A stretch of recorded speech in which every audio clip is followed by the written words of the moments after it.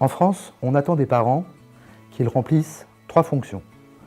Protéger leurs enfants, les soigner, leur apporter des soins et les éduquer. Pour différentes raisons, des parents sont mis en situation d'échec par rapport à ces 3 missions-là.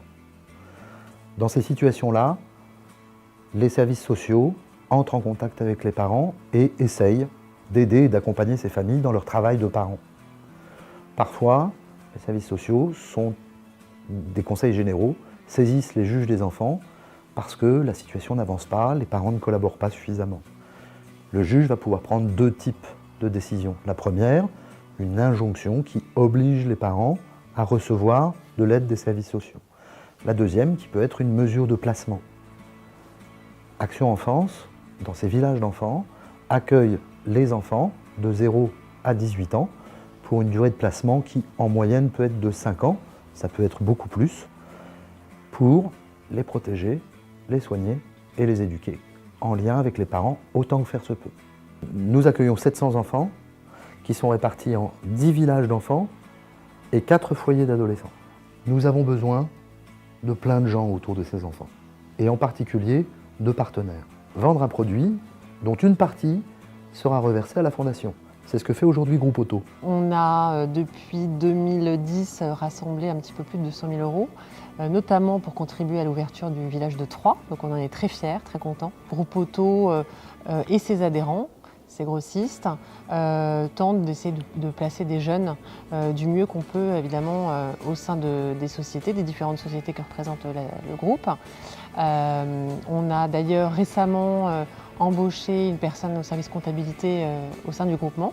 Il y a une deuxième manière d'aider pour les entreprises, c'est le don en nature.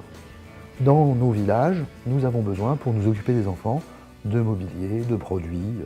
Puis il y a une troisième manière de nous aider, c'est d'organiser des événements ou de participer à des événements au profit de la Fondation. On a démarré en fait en 2011 notre première course des héros que l'on continue, que l'on fait chaque année, donc avec certains de nos collaborateurs.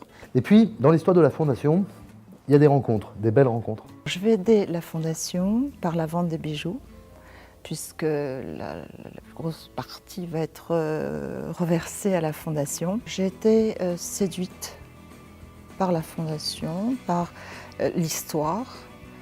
Il se trouve aussi que ma mère a été orpheline pendant la guerre. Je voulais rendre, on l'a aidée et je souhaite aider. J'ai réfléchi à un projet qui pouvait avoir du sens à la fois pour moi, à la fois pour la Fondation.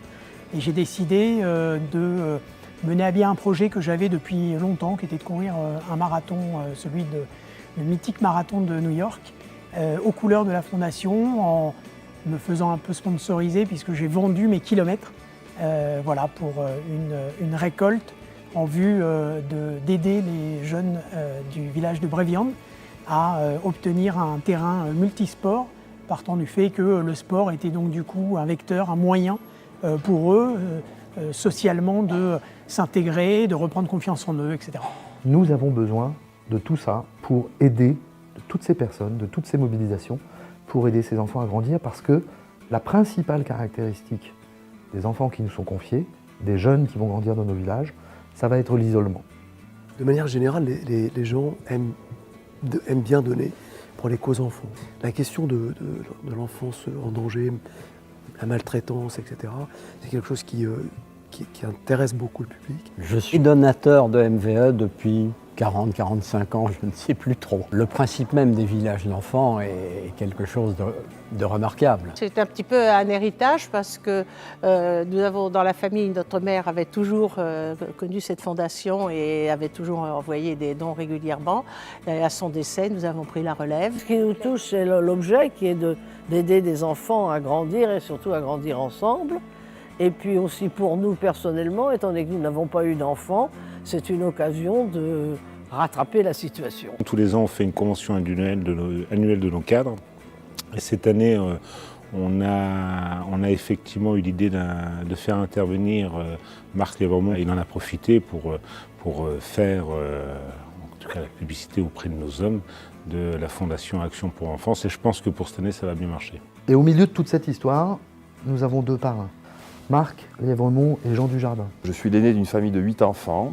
Il était pour moi et pour nous évident de nous engager, de quelque part de rendre à des enfants qui souffrent ou qui ont souffert en tout cas la possibilité de s'épanouir dans un cadre qui se rapproche le plus de la famille. Mon rôle, c'est d'en parler d'une certaine manière, de sensibiliser les gens, c'est aussi ponctuellement d'aider ou de mener des actions de parrainage avec la récolte de dons pour la Fondation. Donc ça a été l'écriture d'un livre après mon parcours à la tête de l'équipe de France, et donc, dont les bénéfices sont allés à la Fondation. C'est une formidable chance pour la Fondation.